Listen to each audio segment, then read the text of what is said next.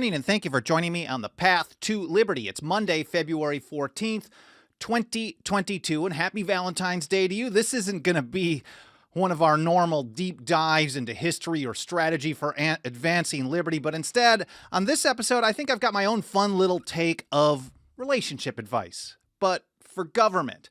In our personal lives, right, if we think about what a good relationship is based on, we think about things like trust and honesty and communication and loyalty and love. But in order to protect liberty, we also have to think about these things in relation to government.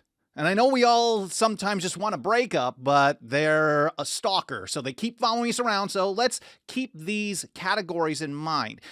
And when we think about a relationship with government, we have to think about these 5 categories in almost opposite direction as to how we look at it in our personal lives. So I've got some great quotes from the founders in these 5 categories to help tell that story. I hope you enjoy it as much as I'm gonna, hopefully enjoy sharing it with you. But first of all, before getting to that, my name is Michael Bolden. We broadcast live every Monday, Wednesday, and Friday at 9:30 a.m. Pacific time from here in my home office and studio in downtown Los Angeles for the 10th Amendment Center. Our show homepage has everything you need to follow us. It's 10thamendmentcenter.com/path to liberty. It's all spelled out. There you're going to find all the archives of the show where we cover all kinds of stuff, history, strategy, and even relationship advice now too.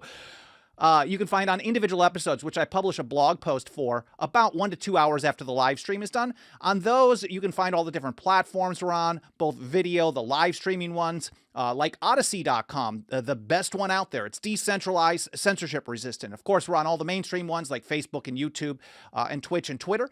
We also have archive video versions all over the place and the audio-only podcast edition. Thank you so much for the reviews on Apple Podcasts. That's been getting us a lot more podcast listeners recently. Thank you so much for those of you who've been doing that.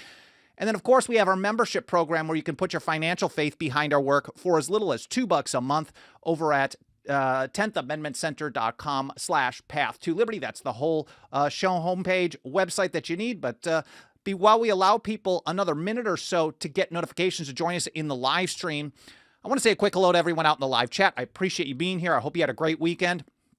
Good morning from Alabama to Dixie Strong, Justin Morrison. Hi to you as well. Sherry Voluntary, good to see you. Great friend. Jennifer Coop, Ed Hen, Clay Kent, Dave Simmons. We got to catch up, Sherry. Send me I know I'm really slow with messages, but send me a message and let's catch up. Murray Ray, Brian Jacobson, Alan Mosley asked me to be his Valentine. Of course, always, every day, my friend. Mind Your Liberty, John Hume. Sherry says, we're being domestically abused and need to get a divorce. Yeah, of course. You think about like a relationship with government.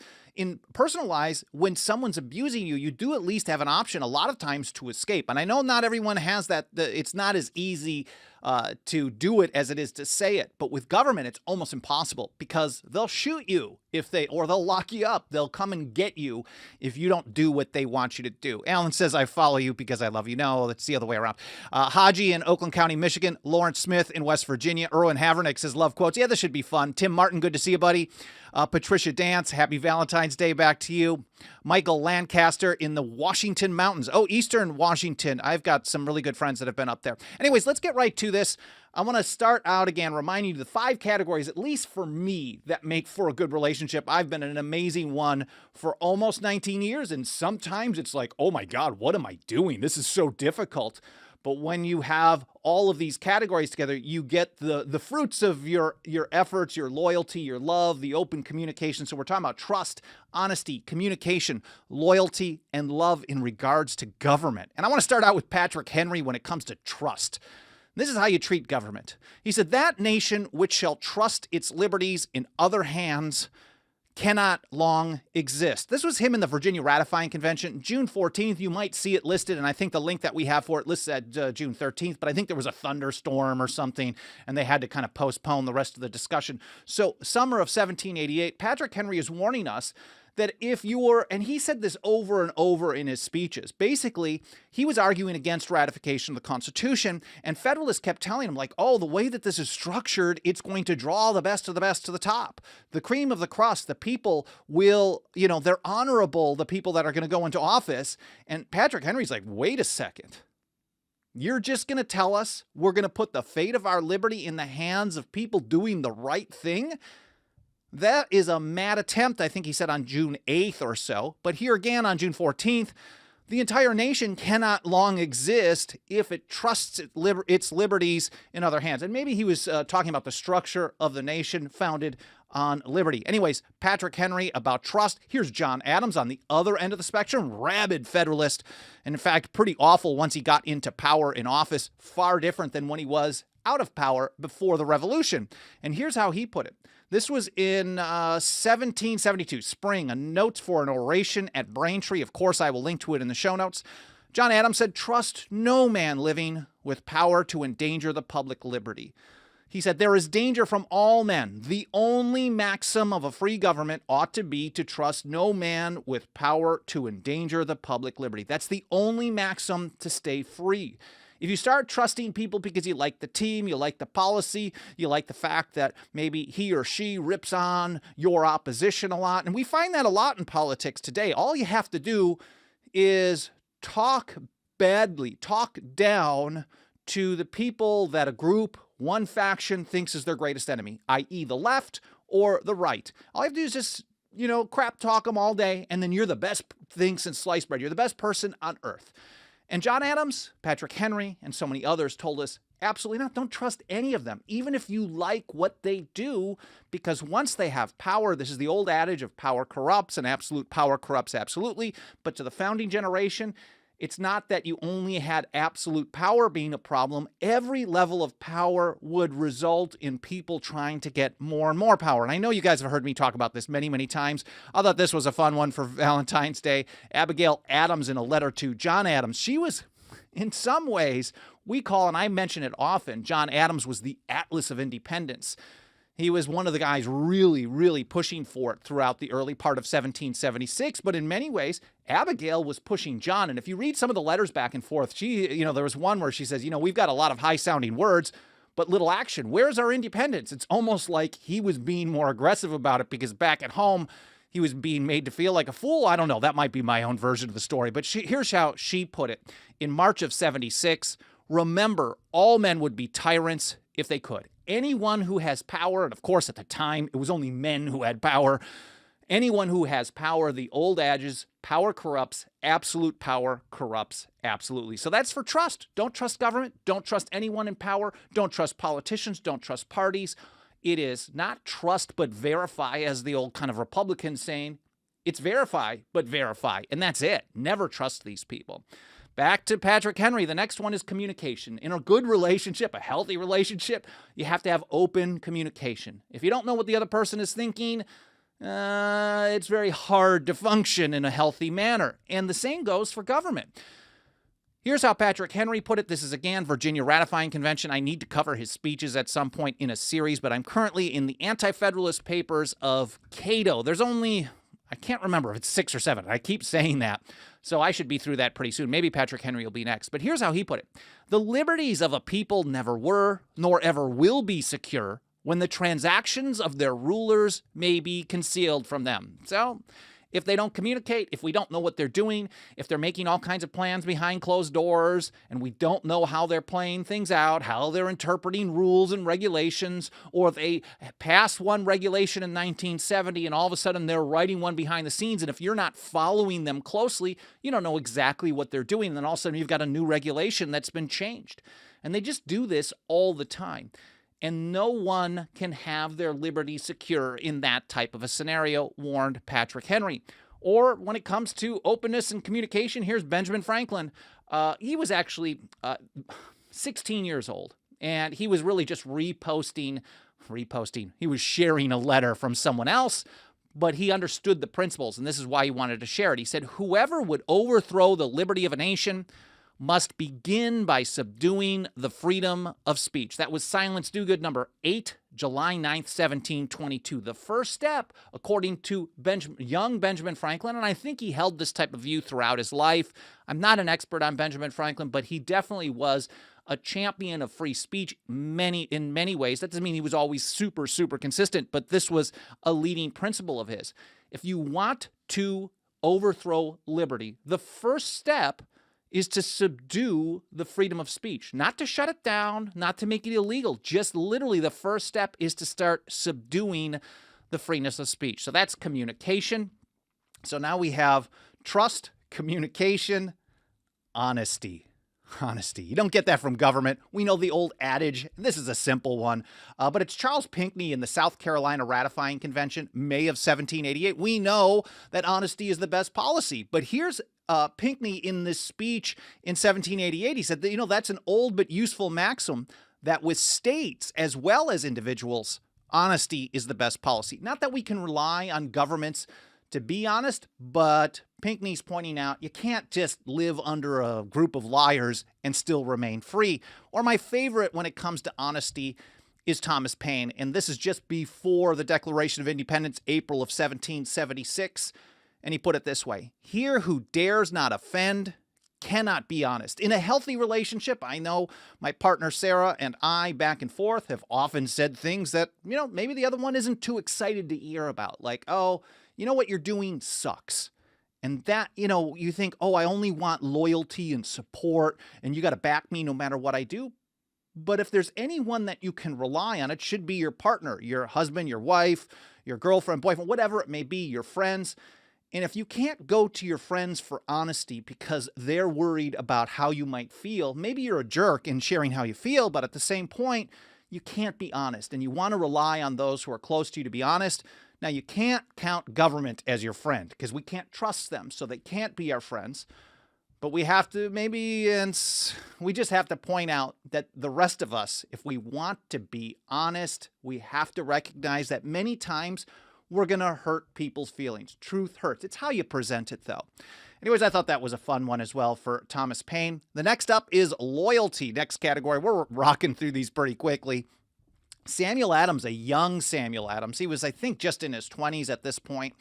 Loyalty and Sedition. It's an essay in the Advertiser. And here's how he put it. Again, this gets back to loyalty to a faction or an individual or a party or a policy. And we find that most people today, they support a policy based on who's implementing it. They don't care about the principles.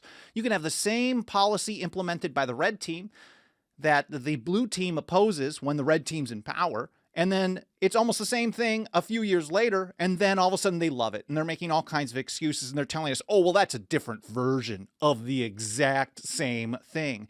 And it goes the other direction as well. Red team opposes stuff that blue team does, and then let's talk about the right to keep and bear arms.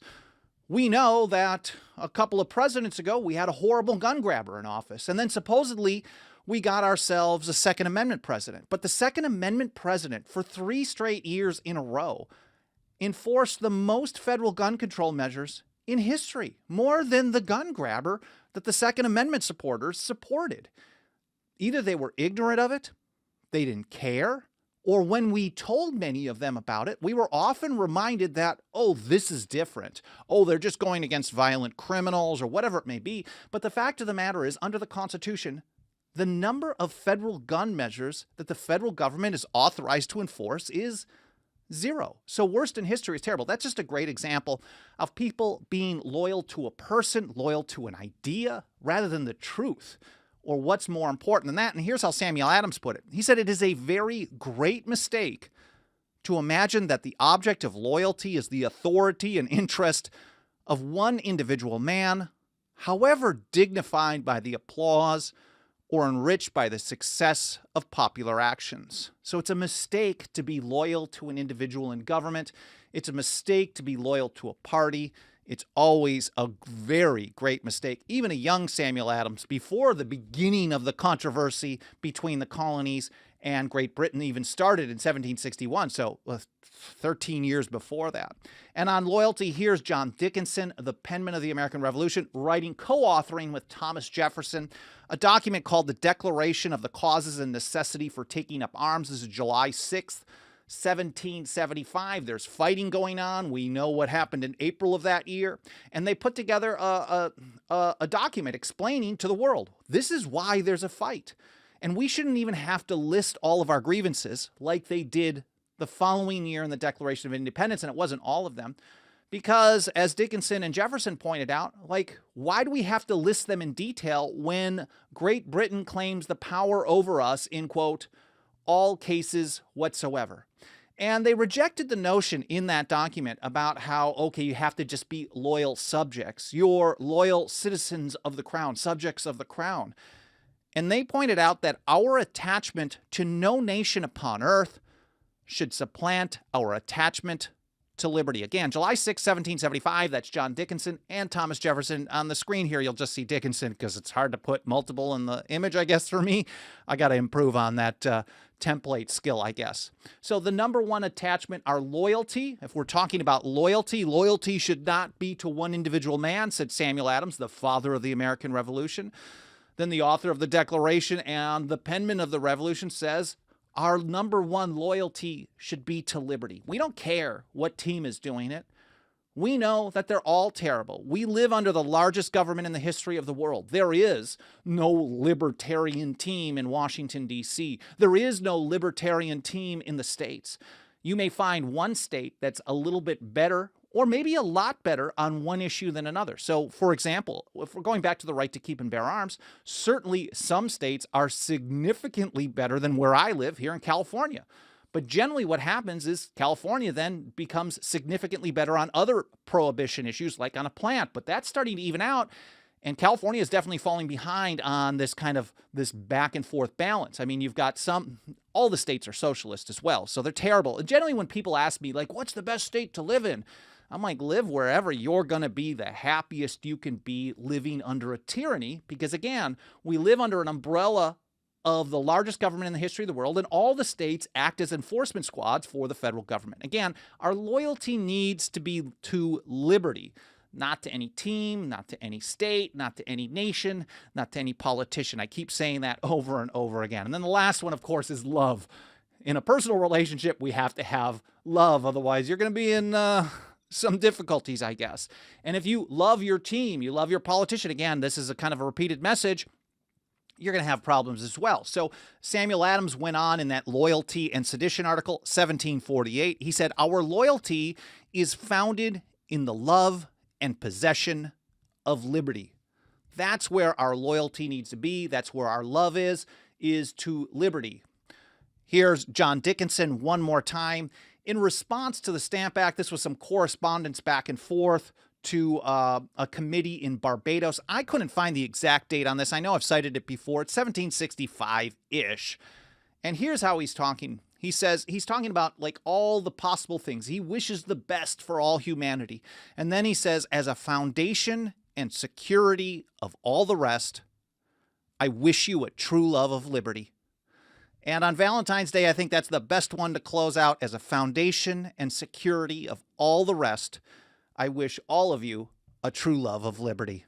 I hope this was a fun one for you. I like putting this type of stuff together every now and then because, well, sometimes it's easier. Sometimes it's just enjoyable to share things in relation. My puns, again, are intended in relationship to a specific holiday that a lot of people celebrate. So I thought this would be a kind of a fun, cute one to do that I don't normally do. I'll get back to more deep dives, probably another episode on the Cato Anti-Federalist Papers pretty soon. I could do a nullification news update on one of our Fast Fridays. I was also thinking about doing, because I saw recently, and maybe you guys can share with me some of your thoughts in the comments or by email, team@10thamendmentcenter.com. You can give me suggestions for episodes that you want to hear about. I was thinking about doing one about using the strategy to turn off water or power in the states to federal agencies, because we recently saw that a government, the Tennessee Valley, I forget the name of it, they run control of water for a number of states, and or power. They were actually talking about, soon as Mississippi, if we're talking about red states legalizing stuff, Mississippi, of all places, legalized a limited medical marijuana program. And so immediately the government power agency says, well, we might just, as a federal program, we might just have to turn off power to any organization, any business violating federal law. And it reminded me of our strategy of turning off power and water to the feds. And I think this is something that needs to be covered again. I've done it in episodes and articles, but it's been a little while. And I think that needs to be part of our long-term vision of how we're going to have to address these things. Tennessee Valley Authority, says Sherry, voluntary TVA. Sharon Patriot over in the chat. Oh, I want to quick remind you before I take a look at the comments. If you support what we're doing, you thought this was fun, you like our work at the TAC, you want to help us reach and teach more people about the Constitution and liberty and how to defend both, despite the fact that the government will never do it, you can support us at our membership program for as little as $2 a month for 10thamendmentcenter.com/members. And of course, reviews on Apple Podcasts or any other podcast platform, smashing the like button, leaving comments on the video platforms, that will trigger algorithms and help us reach and teach more people. Anyways, taking a look over in the live chat, Will Johnson is correct. You know, it's ironic that the Federalists were not actually Federalists, but, well, I wouldn't call them nationalists. In comparison to today, they certainly supported much more federalism. I mean, what they proposed was a much larger, more consolidated, centralized government than what they had under the Articles of Confederation. And if you watched my episode on Cato #2, Cato's second anti-federalist paper, where he was responding to Alexander Hamilton, he pointed out, like, there were, and we can actually debate this today, but there were many people at the time that thought that the Philadelphia Convention went beyond its delegated authority, what it was supposed to be doing. And Cato, in that second paper, specifically said, like, look, this is what I was expecting, and I know a lot of other people were expecting a revision to the Articles of Confederation, and now we ended up with a much completely different government. We had a total different style. It's more centralized. So we need to slow down this process and really analyze this. And the Federalists and Anti-Federalists, this was seen as terms of art. These were propaganda terms. And the Anti-Federalists really held themselves to be the true supporters of Federalists. Sharon Patriot says, can you use the membership auto pay? Yeah, there's versions. If you go to 10thamendmentcenter.com/members, and I appreciate you asking about that, you can get a one-time annual one. You can get a 5-year one-time. You can get a lifetime. But then there's also an easy version that you can just enter your payment information once and do auto pay. You can send us a check. We'll take however you want to support us. We're in. Ryan Lopez says, I support TAC. You should too. Thank you, my friend. Ryan's a personal friend of mine, a longtime supporter of TAC as well. So I'm very grateful for you mentioning that. Thanks, buddy. Sherry says, all the cool kids support TAC. I'm not sure about that, but we're working on it. We're working on it. Taking a look over in the live chat as well. Erwin Havernick says, please add a love button. It would fit, right? Ed Head says, Valentine's Day is the Feast of the Wolves. I don't know any of that history at all. But I like to just share some things that I thought was kind of fun today. Taking a look as well, just scrolling through. Clay Kent says, libertarians are basically what the founders were. I think in some ways, when talking about the structure of government, there are some libertarians today, and there's a pretty strong faction of them that tends to be, and I'm keeping this love of liberty up on the screen. Usually I would go full screen on this, but there's some of them today that think that the only way to advance liberty is by using the federal court system to force it on everybody. And I think in the long run, that is a very, very dangerous strategy, because what you're doing is you're actually consolidating. You're doing what Patrick Henry and all the other founders were actually opposed to, totally centralizing power in a group of unelected, unaccountable, politically connected lawyers. And if 5 of them can determine whether or not your liberty is being violated, what's going to happen in 5 years or 50 years? You don't want to have that scenario for future generations. That's just not how it should be done. But if we're talking about decentralizing, allowing people to make their decisions in their own community, certainly that's a good way to describe it. There are many of them as well. Taking a look further, someone's talking about Reagan, who was all for no-knock warrantless searches and seizures. I did not know that, and I was actually happy to see that Gun Owners of America recently on their Twitter account, Gun Owners, Twitter/Gun Owners. You should follow them if you don't. And they recently posted opposition. They are making an official opposition to no-knock warrants. I've covered that many times on this show as well. You just have to kind of scroll through some of the previous episodes to find that as well. And seeing if there's anything else that's interesting. Liberty Revolutionary says, it's an abusive relationship with the U.S. government. Of course it is. Yeah, that's a great, and of course, many people would just say, you got to get out of that. But where are you going to go? So you have to kind of take a stand for yourself. We don't want to have physical battles, but we can use smart strategy to undermine and break this down. And I think we're barely scratching the surface. You can see the progress that we have been making over at 10thamendmentcenter.com/report. It's our annual State of the Nullification Movement report. If you haven't checked it out, it's free. You don't even have to enter your name, your email, nothing. Just click a link and download a PDF or another version, and you can read 148 pages of strategy of how to defeat the federal government without waiting on the federal government to magically limit its own power. That's the first third. The second 2/3 of it about give an update about how we're putting those principles into practice today on the right to keep and bear arms, on healthcare, on surveillance, the police state, prohibition, and more. Anyways, I really appreciate you being here. I hope you had a great weekend. I hope your Valentine's Day is amazing. I hope you enjoyed this episode. I'm sorry for not having a more we'll just call it a deeper dive like I normally like to do, but hope you thought this was a fun one like I did as well. Again, don't forget to smash the like button, the membership program, reviews on podcasts, and don't forget to have an amazing day today. I'll see you on Wednesday on the path to liberty.